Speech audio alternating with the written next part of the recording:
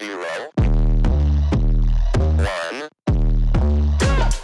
Let's get started. Hello and welcome to Beyond Top 10 Tennis. My name is Dr. Ashley Berge and I'm your host. If you're not familiar with my work, would like to learn more about it, head on over to AM8 International, the first tennis lab of its kind that is centered on delivering top 10 tennis rankings and is 100% backed by science.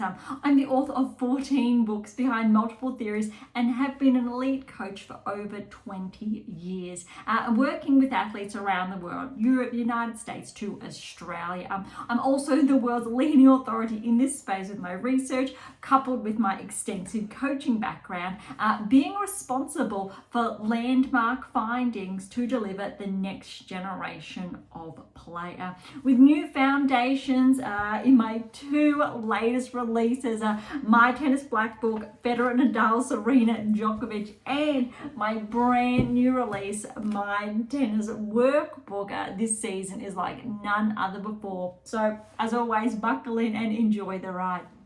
Thank you so much for joining us today. Welcome to another edition of Beyond Top 10 Tennis. If you've been with us for some time now, thank you so much. We wouldn't be here without you. If you are new, welcome. As always, I would encourage you to track back to earlier episodes and your black book here. So my tennis black book is the biggest, I think, toolkit to start with, as it will guide you through all of those releases that you'll see in the back corner there, and it'll share with you really episodes 1 through to probably midway through last season, some maybe earlier, well no, because it came out then Christmas last year, so only 4 months ago almost now, and this one is only 1 month ago, believe it or not. But oh my goodness, time has flown. But yes, I've been very busy.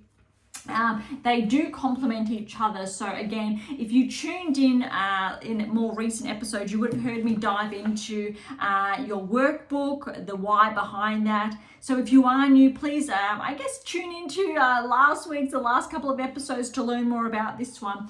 And this one, obviously, the ones, all of our episodes so far this season have touched on your black book, the why, how to use it, etc., and key insights. But also, look, if you've been with us for some time now, you would have noticed a bit of a change. I will say slight change in scenery. So there's been a bit of a shuffle, and I do that from time to time. I do like mixing things up, keeping things fresh. Let me know your thoughts. So the books, they're still in the back-hand corner. You do get to see the display. And that, I'll say the frame behind me, that's one of, I think it was 4 texts ago. So that's in reference to the 7 keys. The 8th key came out shortly after that. And one of those texts behind you, and a lot of, I'll say, last season's episodes did focus on that as well. You'll have to also excuse me today because we've had a bit of a change in our recording format, which means typically I would be looking that way, and today I am looking this way. So if you do see me change directions, it's purely from habit. All right, so today's episode, we're diving into Madrid. That's kicking off, the draws come out, and it will kick off tomorrow. And that's going to be, I will say, very interesting because the rankings have become more fine-tuned. Swiatek, big points on the line. Sabalenka extending that lead. Alcaraz switching back. Sinner's still out, but he is coming back very soon, within the next couple of weeks. And he's still got that lead, but it's a perfect opportunity for whether it is Zverev or Alcaraz, because they're very close now, to be on the cusp of potentially overtaking him in the coming weeks. It's a very big maybe, but very big ranking implications for fast forward in 12 months time. All of these points Sinner has dropped means that next season he will potentially be able to collect and extend that lead. So I think it's a catch-22. as far as the points are concerned, keeping his lead. Also, similar for Swiatek this season, she had a huge start last season with Madrid, with Rouen. She's got a lot of points to back up. Sabalenka, she's still got a lot of points as well, and we need to remember she went deep, so she made the finals in Madrid, and I think she still went really deep in Rome. I'll have to check if it was a final or not. But there is a lot of points. We've already seen this week Rybakina outside the top 10, Rune back inside the top 10. And so we're going to get into some really interesting, I think, key data insights. Time permitting, we might have a discussion of why certain players have been regressing, some been progressing, not just points on the line, but the why behind that. You've heard me, I guess, hint towards those 7 keys and the 8th key. If you're not familiar, head on over to AM8 International, click on 7 keys or the keys there and learn more about that. So it's all there, a bit of a deep dive, or read up on it by all means. All of those texts, again, one of the biggest things that we know, and again, the data essentially screams this, is that you're losing a certain key, whether that be 1, 2, or more, when you regress outside the top 10. So for those players who are, it's a very big, I think, signal to regroup, reset, to regain those keys, or 1 or more. Very, very important. If you've had a very steep regression, that means you're losing a number of those keys. You really need to get your hands on all of them. So the 7 keys text, and then how to develop a top 10 tennis ranking, the power of the 8th key, that's another text, to really find out what that means for you specifically. Very, very important there. All right, not too much of a deep dive because I really want to hit the ground running today, but you should be this week for your black book up to page, I'll say 113. You're up to week 4 of block 4. Granted that we are now entering, I will say, the final week of April, but you'll notice a little bit of an overlap there, which means if you have been following week to week, this is your forced rest period. So at the end of this week, you will have those additional 3-4 days to reset, if you choose, before you start the next block. So again, we're in our block 4, block 5, May's just around the corner, but this is your forced rest, and again, learning about the periodization for yourself. Clearly, if you are playing Madrid, this is not going to be your rest period. You'll be forced to take that after. Or if we are playing back-to-back, you only have 1-2 days reprieve, a bit of a reminder that you do have that factored into your black book to take as you please as well.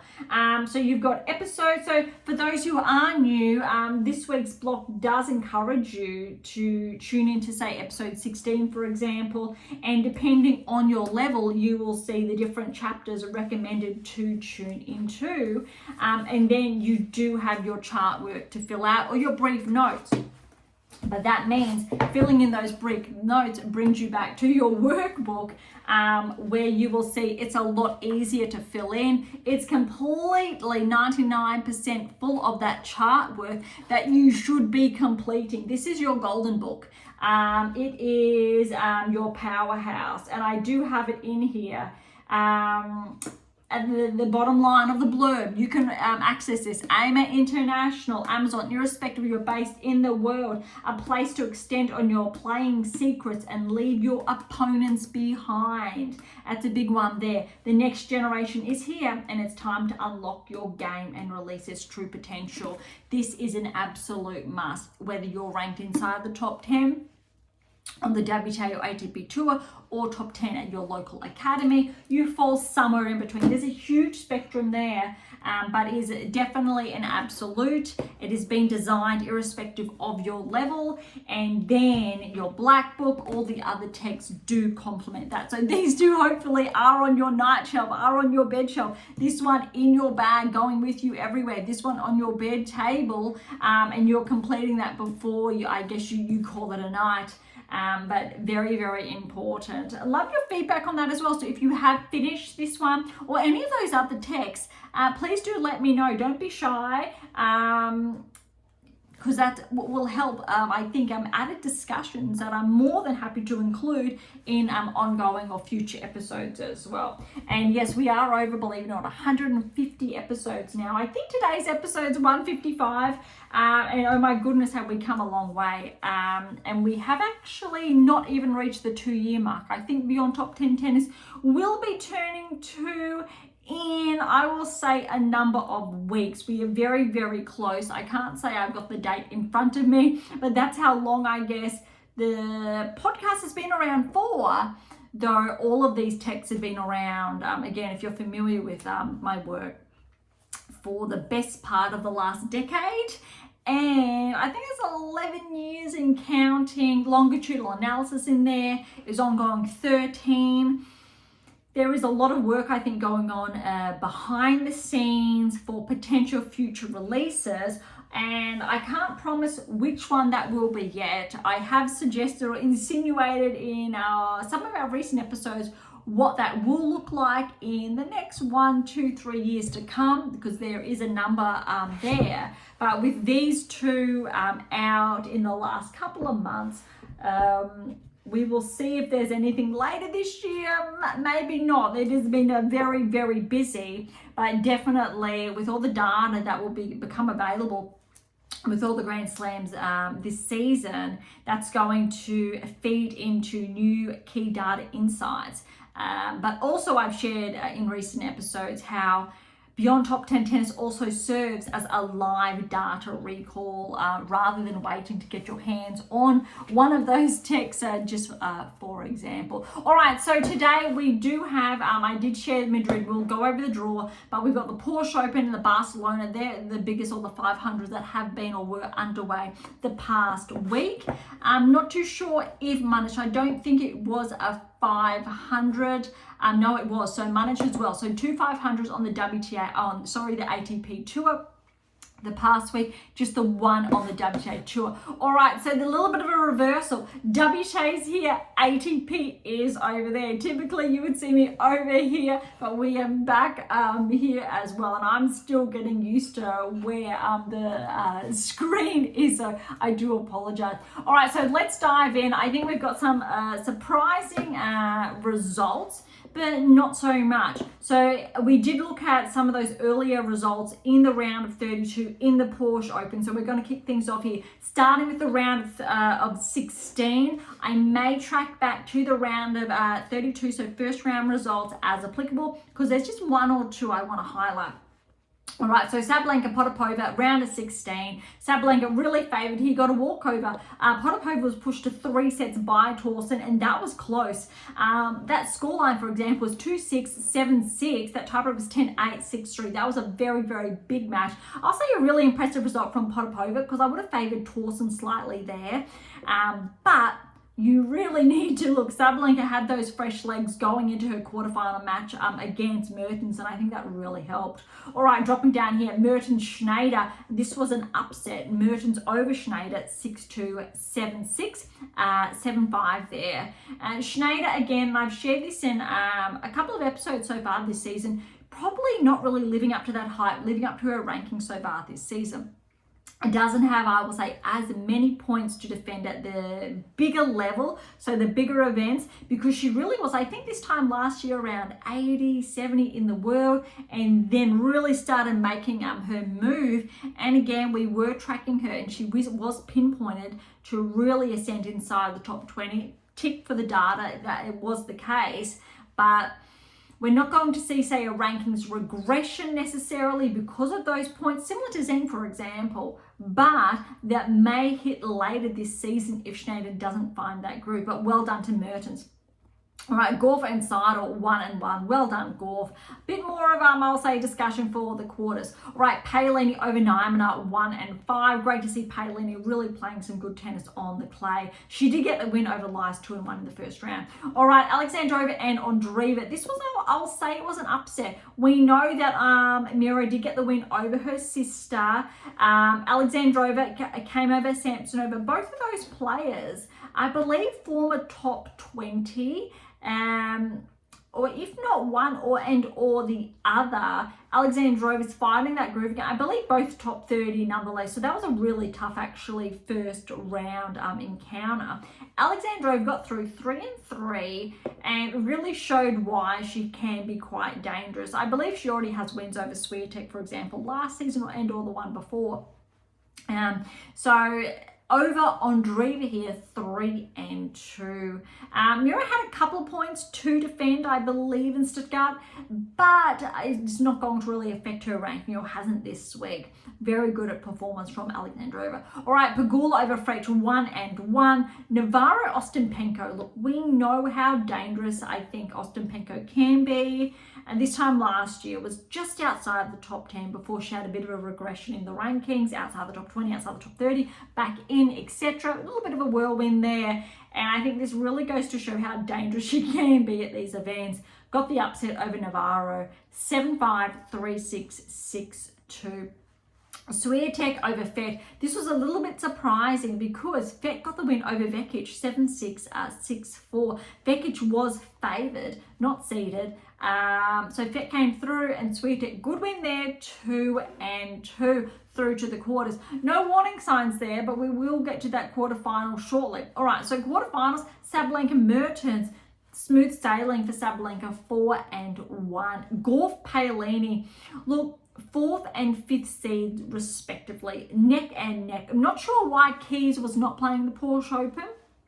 Maybe a little bit of just downtime, setting up for Madrid. But look, this was really, I will say, not just impressive, exciting, but showed how close these two are in the rankings. Look, 6-4, 6-3 to Paolini. I'm really excited to see her playing well on the clay because we know she's a finalist of the French, and so she's got those points to defend as well. So it's not just Swiatek and Paolini then, as far as I think points are concerned for the French. Sabalenka's up there as well, and so is Andreeva, and a number of other players, and we will get that in the weeks to come. But I think this is a very healthy scoreline, even for both players, not necessarily Gorf playing bad. Paolini looks like she just played a little bit better. All right, Alexandrova, Pegula, this one's an upset because look at this scoreline. 6-love, 6-4 to Alexandrova. Look, Pegula's been playing a lot of tennis lately, and it could potentially be, I won't say burnout, but a little bit, I will say, tiring, not playing. Like, that peak has started to drop. You've heard me talk about different peaks, and you need a plan for those peak performances. If you're unsure, your black book's going to set you up for that. And with those earlier texts, there's a lot there. But there's definitely clear signs there that Pegula did drop, and that I think was anticipated. Well done to Alexandrova, though, nonetheless, with that win going through to the semis. All right, this one I think was the biggest surprise, but not really. Ostapenko, Swiatek. Ostapenko with the win, 6-3, 3-6, 6-2. I'm just going to have a little bit of a discussion here because it's slightly a little bit frustrating, which means obviously for the Swiatek camp it's probably equal amounts, and I'm sure Iga's a little bit upset, understandably. But Ostapenko has the leading edge here. Now, if you were watching this match, you would have clearly seen Swiatek was not playing her level. How she plays, she wasn't adapting her game or adjusting her game because she hit the high ball. Understandably, it's on the clay, bounces high. Ostapenko steps up the ball, smacks it and puts it away. Just textbook. That is what a top 10 player should be doing. It's what historically Sabalenka is capable of and can do. It's what Swiatek can do, but she allows Ostapenko to do that to her rather than adjusting her shot. It's a little bit problematic when we know that at times Swiatek doesn't necessarily adjust to her opponent, sticks to her game. Pros and cons on both sides. When a player outside the top 10 or even inside the top 10 continues to have that leading edge, even if they're ranked lower, you know it becomes a head game. So So a lot of that mental toughness, mental strategy is in there. I think from my perspective, what I'm noticing as concerning here is that there's a pattern. She has a team, a new coach, good, same, I will say, sports psychologist in the team, long-term member of the team. I can't help but ask myself why this is a pattern, why this is continuing to happen, when clearly there's a lot here to do with the player's psychology, which is Swiatek, which means Ostapenko really has that mental edge. She's got that winning edge over Swiatek. We know Swiatek's game, for example, is more than capable of defeating Ostapenko, but there is something there, that's their edge there that Ostapenko has, Swiatek cannot overcome. And it's not game specific. This is definitely mental, because we know how well Swiatek can play on the clay. And this is not to take anything away from Ostapenko. She can be a phenomenal player on the clay. She's won the French Open before. So it's very important to note this. Swiatek, there definitely is a gap there. To address this, potentially, I think it's worthy or noteworthy to consider a switch in how that sports psychology is being handled, and or potentially it's a sign that there is a change in sports psychologists could be helpful, because she's had that change of coach, and a change of that sports psychologist I think could be quite helpful for her game. And look, it's, I think, a very big discussion. Potentially there's been some mismanagement there, but we need to remember Swiatek's only 23 years of age. And when it comes to, I think, these areas, it's very unfair to put all the pressure on the player itself. Obviously, if that player was 30 years of age or older, they would know better. But unfortunately for these younger players, and there's a lot of younger players out there now, there's a level of, I think, susceptibility, vulnerability, manipulation that could potentially be taking place. I'm not saying that it is, when a player has been tied to a certain person in their team for an extended amount of time. And I've written a lot of pieces, research is backed by science as well, about that power tussle in that coach-athlete relationship, triangular relationship, and when you need to factor in a sports psychologist in a team, potentially impacting a player's results, performance, potentially it could get a little bit concerning. And I think that's really important to note. This is a match that I arguably believe Swiatek should have won in straight sets. Again, not discounting Ostapenko's level. I truly think when I'm looking at Swiatek's level, it should be a cleaner win. And I think we could argue that also with how well Sabalenka's playing, number 2 in the world for Swiatek, and again with her track record on clay. If not, this potentially could be a very big warning sign for the clay court season for Swiatek, because I'm sure this is not where she wants to be. I think Madrid is going to tell us a lot. So the next week, next 10 days-ish, is going to tell us a lot about how she's been able to recoup with this performance, and if she's able to defend those titles, because she's got a lot of points on the line. And if, this is a very big if, but concerning factor, if Swiatek does not defend, say, Madrid, Rome, Roland Garros, we will potentially see her drop. I'll just switch on over to the rankings, but potentially there's actually the likelihood, if there is a very big lull in performance, we will see her potentially drop. Look, no, I won't say outside the top 10, but we could see a very big hit towards, say, 9 or 8, 9 in the world. And I think if that was the case, it would be a really big warning sign that a change needed to happen. But I just wanted to put it out there that I think Swiatek has a lot to gain if that different sports psychologist was taken on board. And I think that's really important, as well as I think that bit of more adaptability in her game, I will say, on the fly, rather than sticking to her game. Because one of the biggest, clearest, I think, mistakes, I will say, of Swiatek's game and for her opponents to take advantage. And we know Sabalenka does this. Swiatek hits that high ball, very advantageous. But if the player is prepared to step up, like Ostapenko did, like Sabalenka can do and does against Swiatek, takes the ball on the right, steps up, and they use that flat ball, their power to smack that ball, put it away. Akin to say something that Serena would do, that's where those points are being won. And Swiatek needs to be able to respond to that. And there were a couple of points where Ostapenko was able to have Swiatek out of position. There was misfooting in there. And I think that's really important to note. And I hope the team, Swiatek's team, learns from that.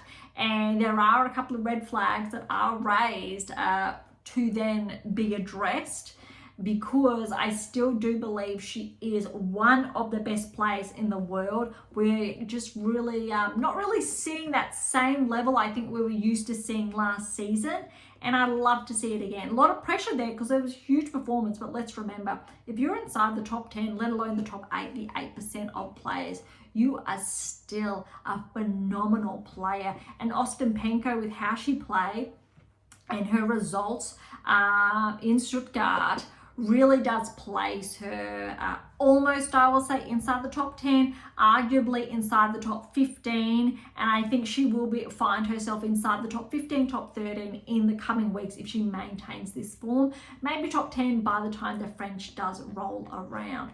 All right, that was a lot there. All right, on to the semi-finals, back to the results. We've got Sabalenka, Paolini, and look, this was actually really close. I liked this result. Sabalenka got the win over Paolini, but look, 7-5, 6-4. What I like about this is that Paolini did not let Sabalenka run away with the match. This is a very positive sign for Paolini's clay court season. I'm now looking forward to Madrid and how Paolini performs. Very similar to Swiatek, with those expectations, was what a player of her caliber is really capable of. And I do believe the rankings are relatively true as far as the top 5 are concerned for the clay court season. And I'm looking forward to seeing how Sabalenka performs, Swiatek performs, Gauff, Paolini, also Pegula's in that mix too, how they all perform. Hopefully Pegula hasn't peaked too soon with that drop off.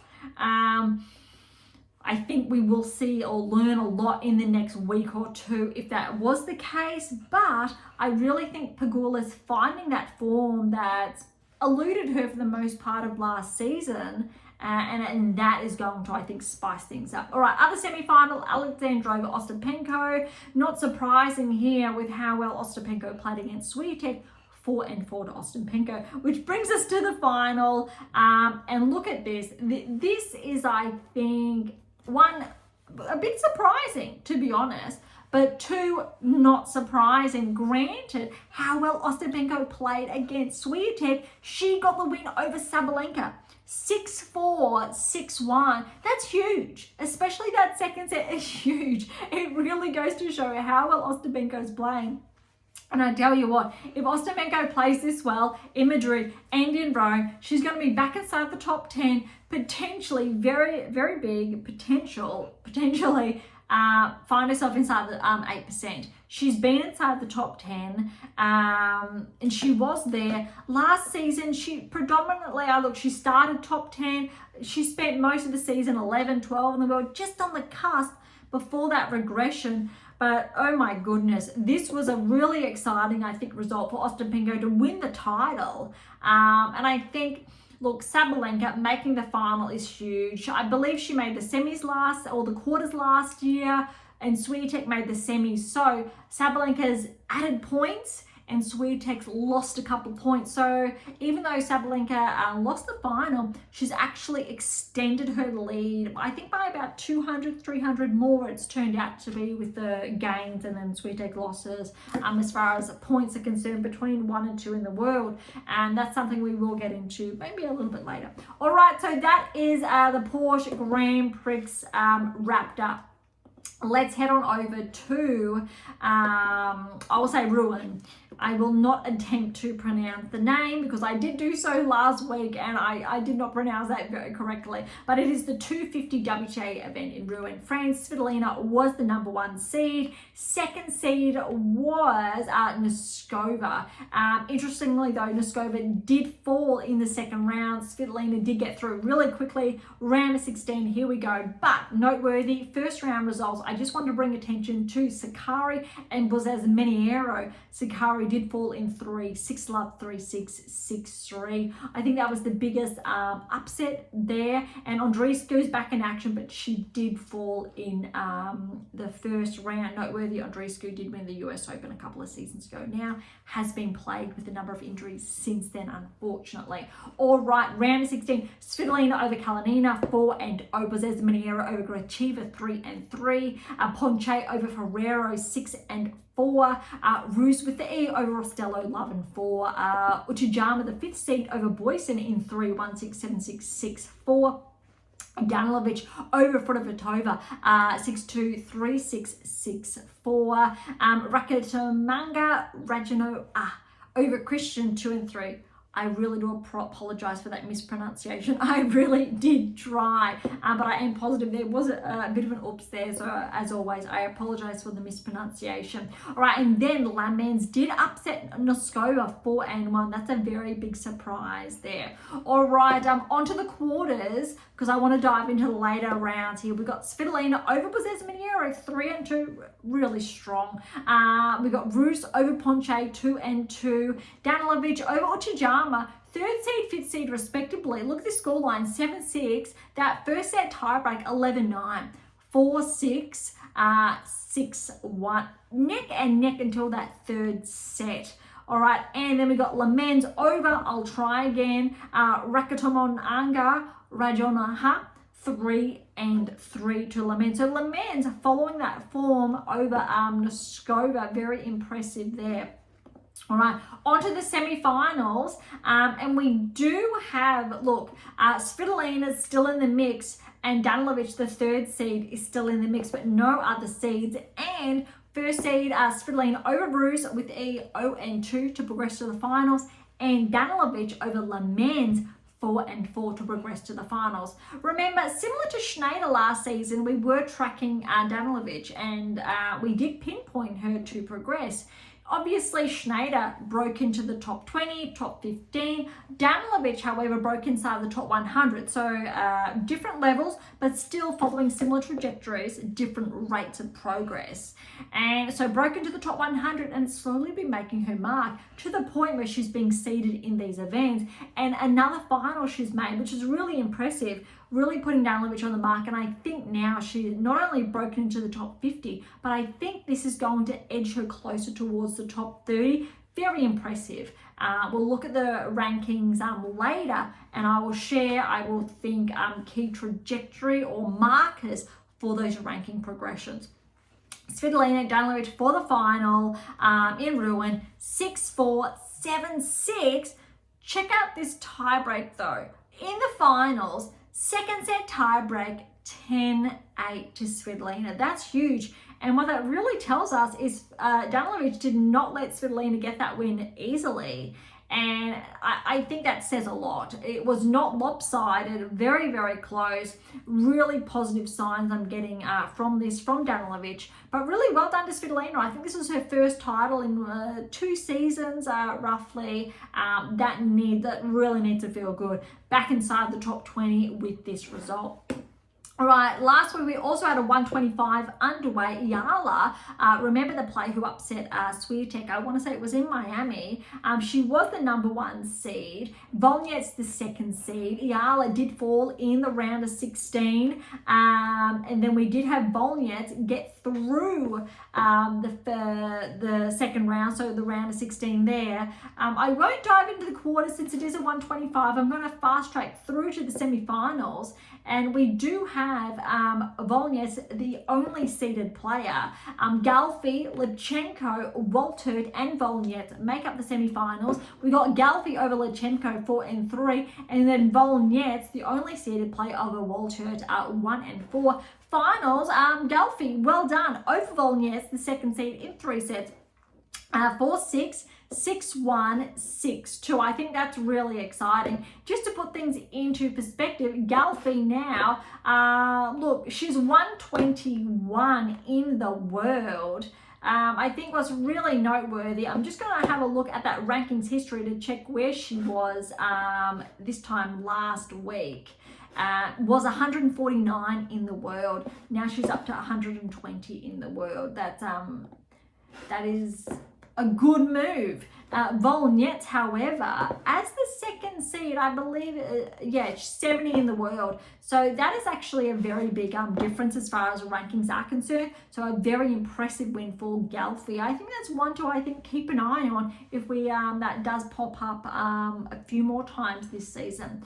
All right, that's all of the results from last week on the WTA Tour. Let's have a quick look at Madrid before we head on over to the ATP Tour.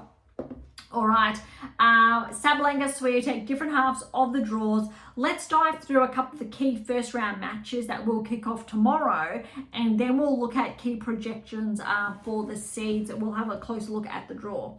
All right, so Sabalenka is going to have a qualifier, it looks like, in the second round. All top seeds, 32 seeds, have a bye first round. Noteworthy ones, there aren't Stearns and Birrell. That may be a bit interesting, and if Stearns gets through that, she's got Anisimova in the second round. That'll be, I think, a big one. Kudermetovas, Veronica and Polonina, they're sisters.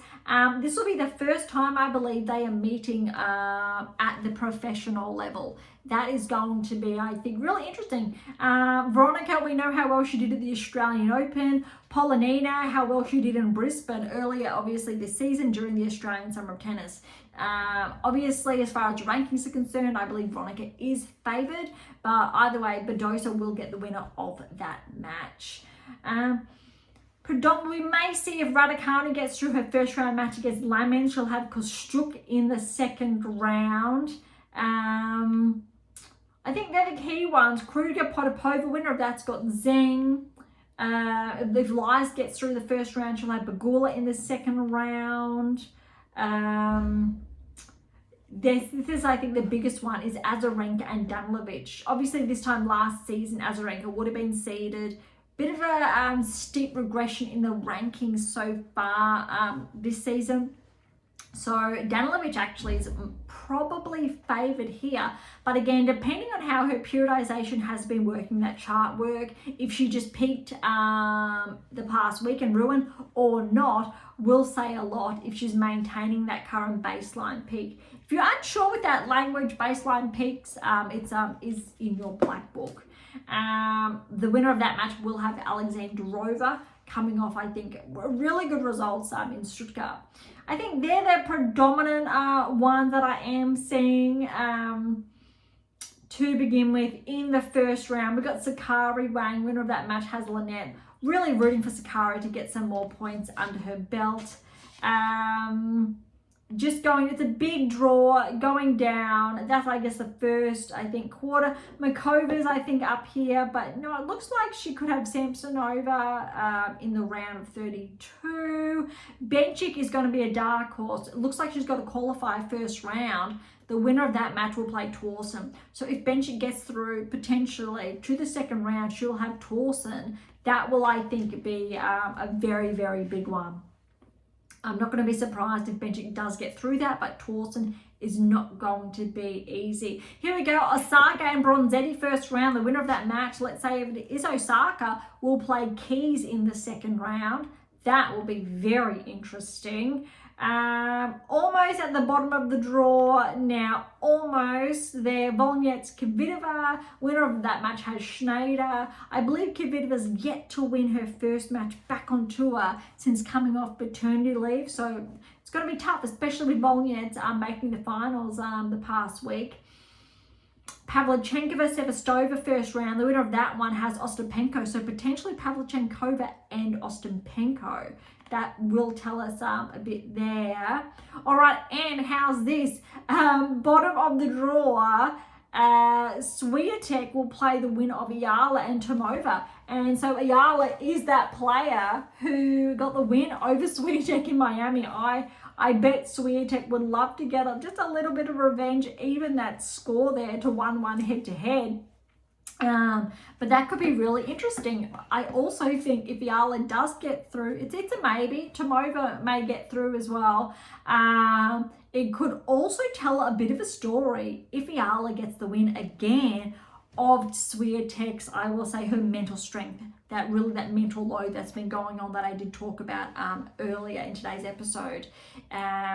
Yeah, I do have some concerns around that as far as all that are tied directly to Swiatek's performance. And it is tied in obviously to the 8 keys, and that's why I'm highlighting that, because it is backed by the data, backed by the science, etc. And flags I have started to see this season in Swiatek's game. That's going to be really interesting. We did see similar signs to Sabalenka last season before she regrouped, just for perspective. But I am rooting for Ayala here because I'd love to see a rematch. Different surface, yes, but also I think it'll be a very good test for Swiatek, because I think we all know that the result should be 0-0, and probably should have been the same result in Miami, but Ayala got the better of her. If that is not the case, if it is not, I will say, a really straight, quick scoreline, and all respect to Ayala and her game, it's just the difference obviously in rankings, etc. I think it may tell a little bit and we may be able to read into that for the weeks to come for the clay court season. All right, let's have a look now at the draw and key projections. So we've already touched on the second round. Okay, I'm looking at third, fourth. All right, so I'm going to go to the round of 16. Round of 16, Sabalenka, Anisimova potentially, Badosa is looking at, well, she's going to have Kostyuk in the third round potentially, but Badosa and Zheng there, that's going to be interesting. Pegula, she's going to have Jabeur potentially third round, but let's say Pegula and Kasatkina potentially, Rybakina and Paolini round of 16. Trying not to get too ahead of ourselves. All right, bottom half of the draw, we've got Andreeva and Mikova. That will be interesting. I'm probably going to favour Mikova there, but Andreeva, we know how well she's been playing. Haddad Maia, Gauff, kind of favour Gauff to push through to the semi-finals in this half, with how well we know she can play on the clay too. Keys and Navarro. Look, Keys, I believe, made the semi-finals in Madrid last year, I think, from memory. So that's going to be, I think, an interesting one as well. And then Schneider's on track for Swiatek. But how's this? Schneider needs to get past Ostapenko in the third round. Let's see, I think, if Schneider can halt Ostapenko's momentum. Noskova, though, and potentially, and Swiatek in the third round. And let's remember, Noskova has that win against Swiatek.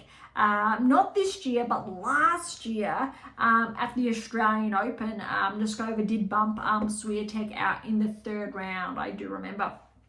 So this is going to be very interesting. I don't think Swiatek has an easy road to defend her title. Arguably, Sabalenka has a little bit of an easier path, but I think there will be a lot, I think, that will be unfolded over the next week. And I'm really looking forward to this. We will potentially touch on at the halfway mark around that round 16, look at the draw, how everything has been unfolding to set the stage for, I think, the final leg of Madrid.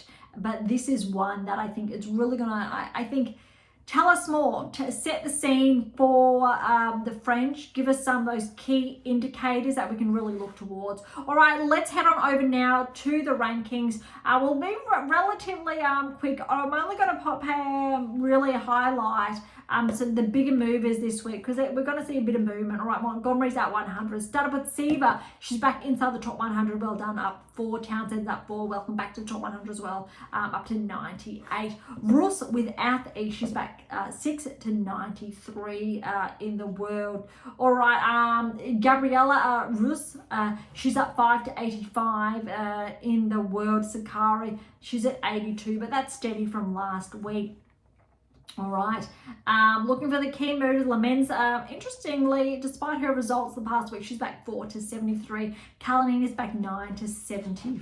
Volnyet's up 10-70. We've got Vondrasova, ouch, 15-point regression to 63. This time last year would have been inside the top 10. Okay, looking again for perspective, that match we've got 55 Masaka, 54 is Polonina Kudermetova, and 52 is actually Veronika Kudermetova. So both sisters are actually very, very, I think, close in the rankings. Polonina 21 years of age and Veronika's 27. That is going to be really interesting, I think, that match to come, I guess, in the next 48 hours. All right, Sheriff, she's up 11-50 in the world. I believe that may potentially be a career high. Well done. Sheriff has been tracking just at a slower rate of, say, in contrast to, say, Danilovic or Schneider, but Sheriff has been showing up the past season, so that's noteworthy. Benchik is steady at 42. I'm looking forward to more of a climb there to see if Benchik can get herself seeded for the French. Kostyuk, this is actually a bit surprising. 11-point regression to 36 in the world, despite being seeded in Madrid. I think very lucky there because she wasn't defending her points. I'm going to guess in Stuttgart. That is a bit of a hit. We haven't seen Kostyuk ranked that low since probably more than 12 months ago. A good performance here in Madrid should get her back inside the top 30. Danilovic is up 5-34. There you go. So she is creeping towards the top 30. If she performs well in Madrid, I believe she will crack the top 30. And that's going to be, I think, interesting then to see. Kennan's up 2-32. So she is in a seated position. All right, top 30. Collins up 2 again. So she is 30. Other players we are seeing bumps. Mertens up 3-26. Top 20, Ostapenko, 6-point progression. So she's back up to 18 in the world. And I'm not going to touch on all of the others because there's so much to go over. Rubikina is the player, though, bumped outside the top 10. We did share that would happen last week, though, and Navarro's back in the top 10. So both of them just changing places, about 300-400 points separating the two. All right, no other changes inside the top 10 other than that lead between Sabalenka Swiatek being stretched slightly. Also, Pegula extended her lead over Gauff just by 100, the difference of the past week, roughly. Madison, Keys, and Paolini, they're very actually tight now. Less than, I think, around 70 points separating the two of them. And Paolini did extend her lead over Mira slightly, but she's still there, which is really interesting, I think. Then we've got Zeng, Badosa, and, as I said, Navarro, respectively. All right, that wraps up the WTA Tour. Trying really hard not to get carried away. I do tend to do that. So straight on to, I think, the ATP Tour now. I really want to dive into this one because there's a lot to go over. Barcelona, Munich, and then we'll head on over to Madrid before the rankings. So we did touch on earlier rounds last week, so I'm going to kick things off with the round of 16. Alcaraz obviously number 1 seed here and Rudd 2nd seed, and there is some, I think, interesting details there around the rankings and Rudd that we will get into later. All right, Alcaraz over Jiri 2 and 4, De Minaur over Fernley 1 and 2, Tsitsipas over Korda. This is a good match for Tsitsipas over Korda here, 7-6, 7-4, 6-4. Phil's good win over Martinez 3 and 2. Kakanakov over Munar 5 and 4. Davidovich Fokina over Rublev. So remember how well Davidovich Fokina played last week, really carrying that form. And I think this also highlights why, when we're looking at those levels, etc., the 8%, Rublev has been outside that for the best part of the last 12 months. All right, Rune over Baez 4-6, 6-1, 6-2, and Rudd got the win over Medjelovic 5 and 5. This is where it's going to get a little bit interesting in Barcelona. Look at this scoreline. Alcaraz and De Minaur in the quarters. That's tough. Could have been a semi. Both of them played so well last week. Alex, look, he fought. Alcaraz a bit too good. 7-5, 6-3. That was a tough ask, I think, for both players. Tsitsipas and Fils, very tight. Looks like Tsitsipas, he withdrew very early on. Look, 2-love. and Fils gets the win. Not too sure what happened there. Hopefully, Tsitsipas is good for Madrid this week. Kakannikov over Davidovich Fokina. But look, Davidovich Fokina, he's still showing up, still making the quarterfinals. Really impressive. Well done to Kakannikov, 6-4, 7-5. Potentially, we may see Kakannikov back inside the top 20. He's been getting some good results the last couple of weeks. And how's this for the upset? Rune and Rudd, look, 6 and 2 seeds respectively. 4 and 2 for Rune. Not that surprising. We've been tracking how well Rune started to play. He was top 10, a little over 12, probably I think 15, 16 months ago. Pushed out, really had to regroup, find his form, solidify the keys, find that the right coach-athlete relationship. Found it up. There was a lot of chops and changes, I think, around 18 months ago. Finding that groove again.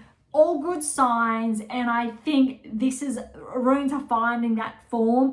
That's what we want. And I think with this win over Rune, let's see how he tracks the next couple of weeks. If he maintains his current baseline, his current trajectory, I think Rune should be able to maintain his hold inside the top 10 for the rest of the season. Really, I think catching up to the likes of Alcaraz and Sinner now, if he's able to really find that form. That's what we want him to do, opposed to regressing and really, I think, floundering in a way his game where he really has the potential, I think, to I'm not going to say win a Grand Slam this season, but potentially next season or after. I think Rune has the capacity to push towards the top 5 without saying too much.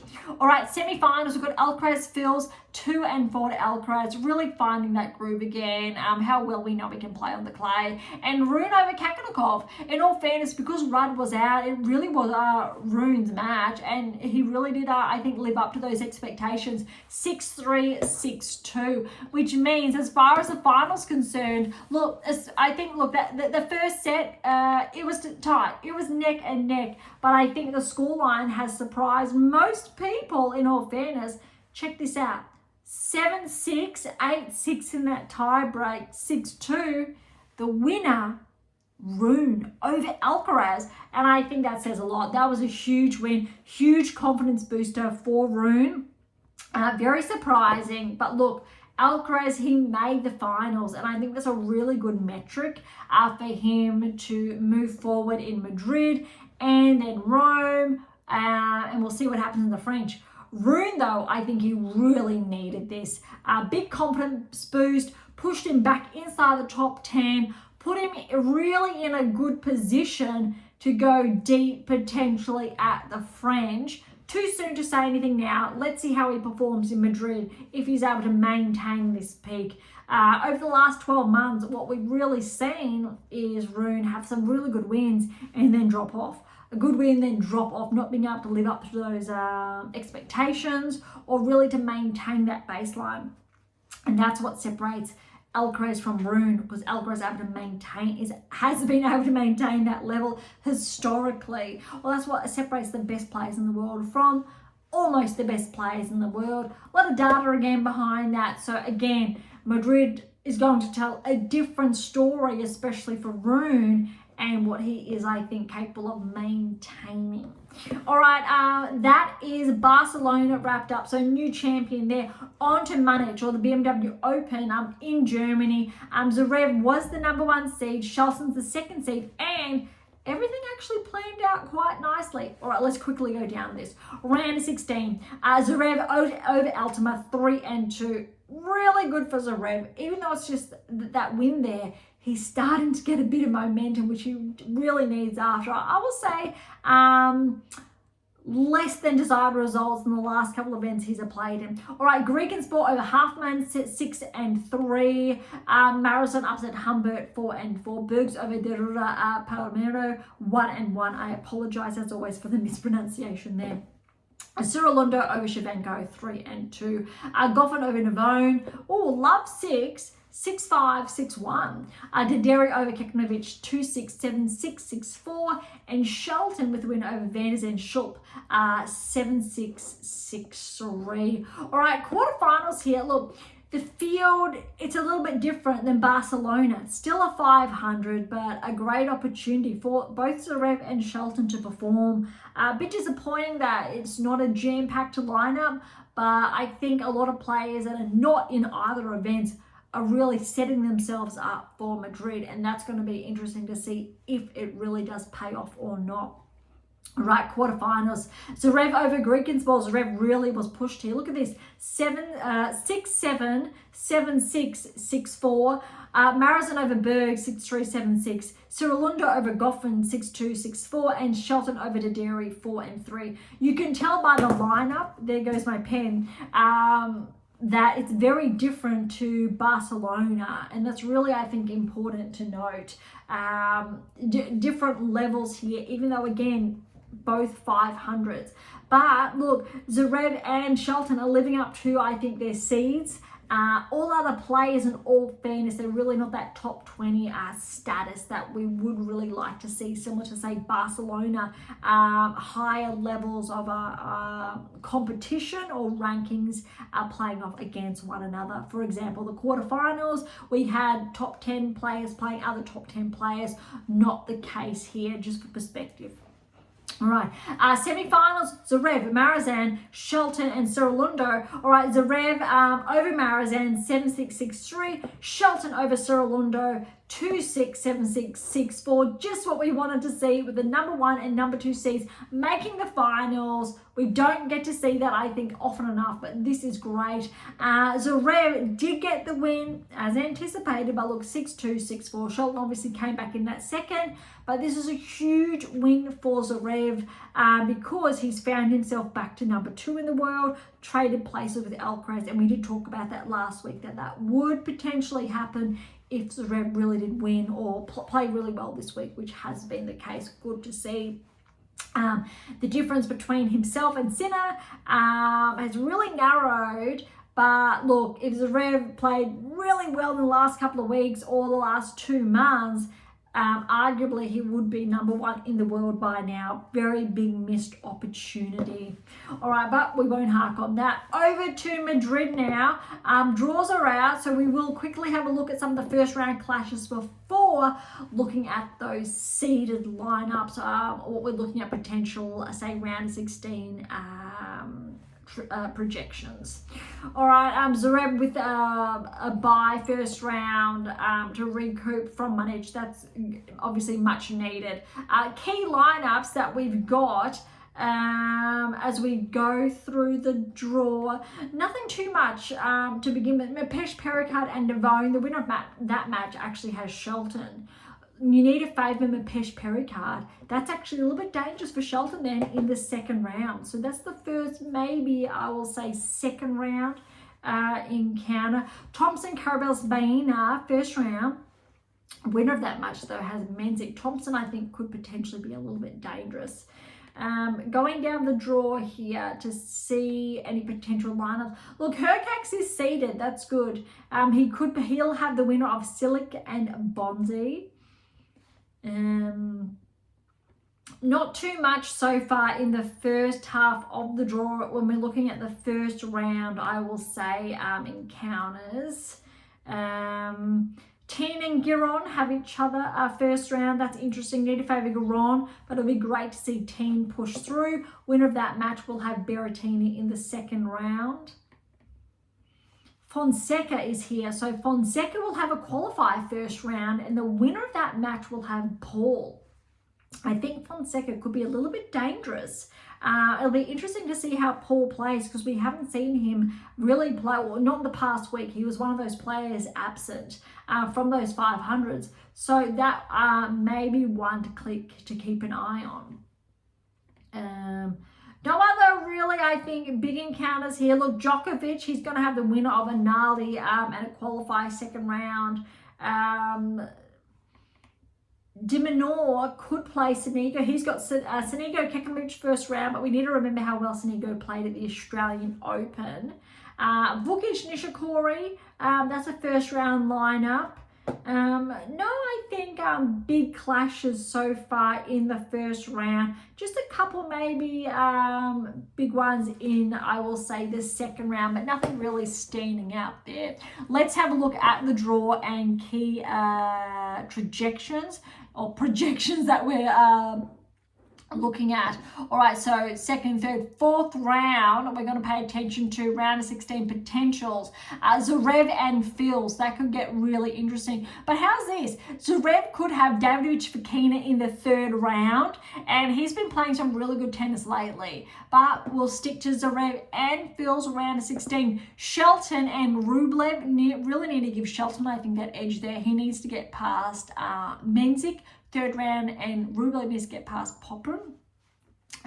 Let's see how Shelton does perform, because it's a really good result, I think, for Shelton making the finals the past week.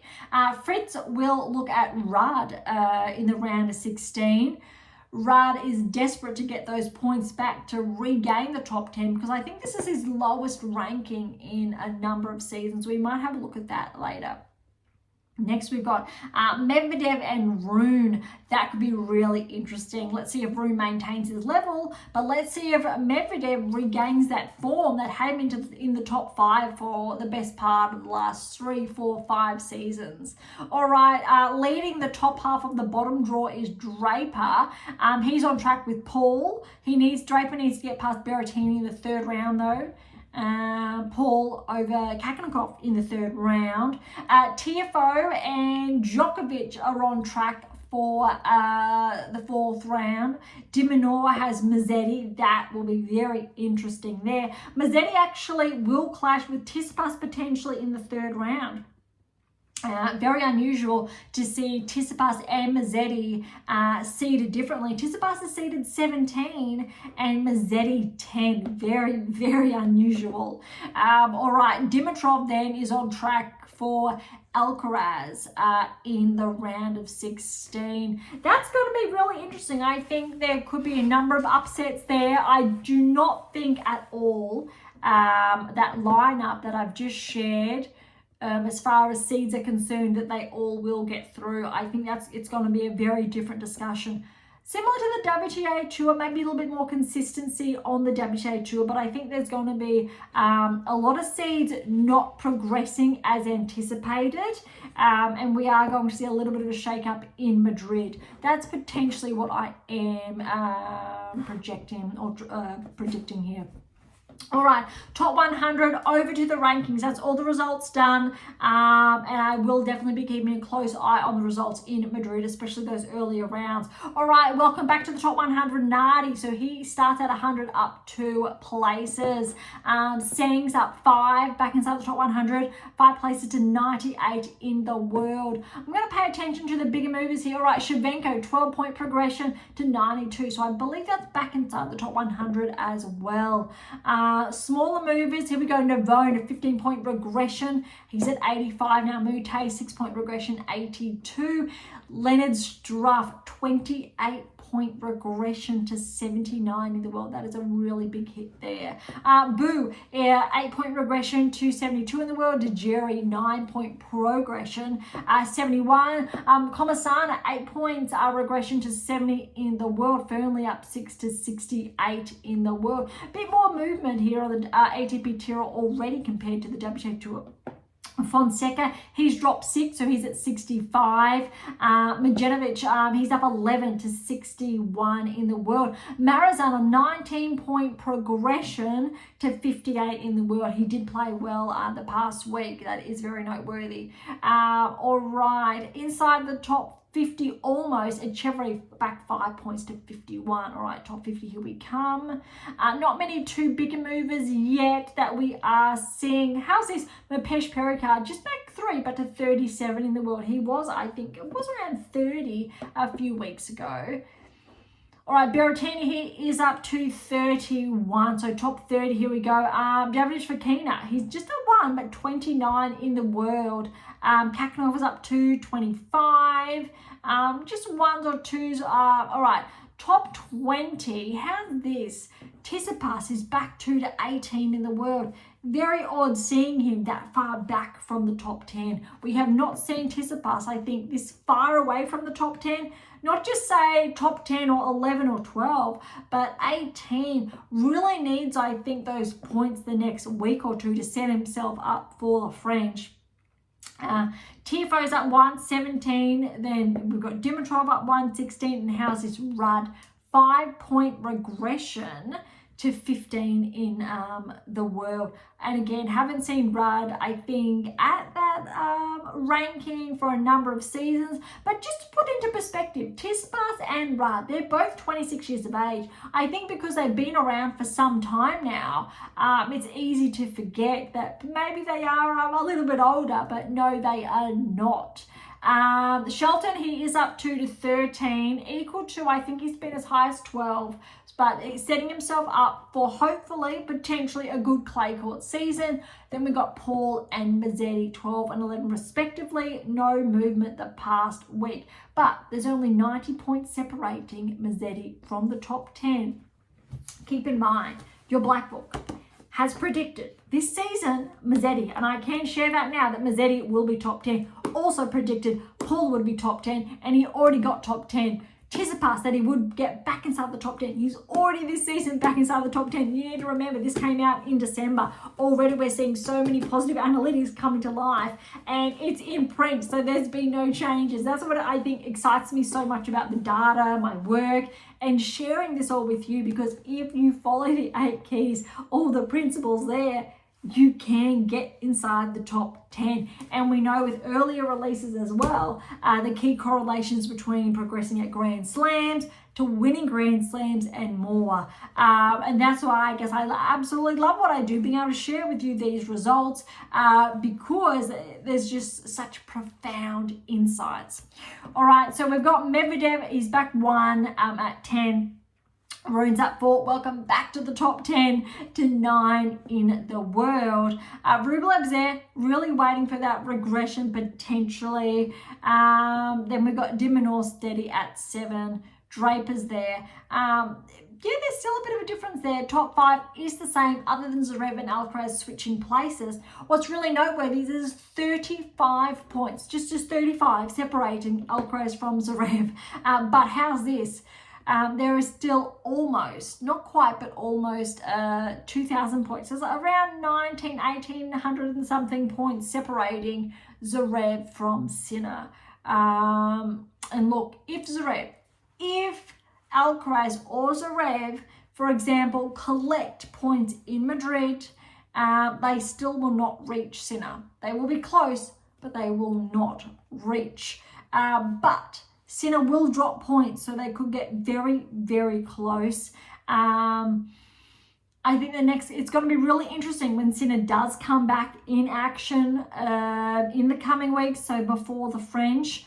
Very big opportunity for Alcaraz and Zverev to get to the top, because they have not done it yet. They've been unable to take the lead. But that is, I think, a very big missed opportunity, but also shows, I think, how well Sinner played last season to get that lead. Slightly on the edge of my seat to see what happens there. I will hold off on what the data does say, because I want to see more from Madrid.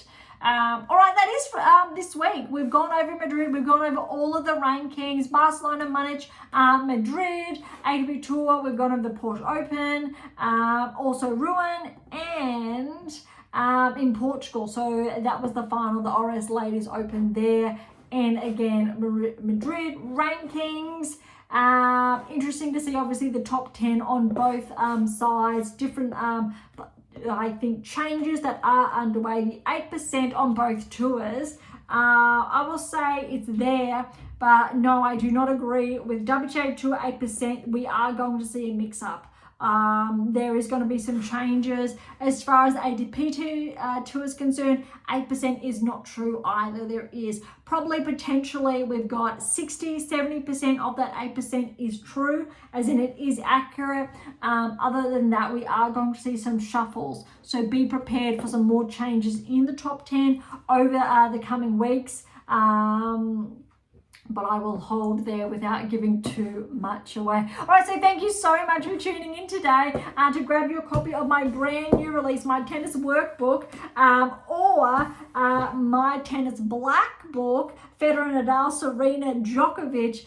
You can find them on AM8 International or Amazon, so irrespective where you are based in the world. I love showing you guys these. All right, for any comments or questions, head to AM8 or Topic Thread, or leave comments directly on YouTube or Spotify. To interact with Beyond Top 10 Tennis, catch up on our blog, or sign up to my newsletter. All links are in the episode notes, as well as how to access Pink Octopus books or Spruik. If you enjoyed today's episode, please subscribe, like, share, and all of the above. Beyond Top 10 Tennis exists for you. So thank you. That is why we are here. Please consider sharing us near and far. And if you're serious about heading towards the top 10, or want to know what your game is missing to securing that maiden Grand Slam or more, don't be shy. Come and say hi. All right, on that note, thank you so much for joining us today. I am so incredibly grateful. I am your host, Dr. Ashley Morgan Berge, and this is Beyond Top 10 Tennis, and I'll see you next time.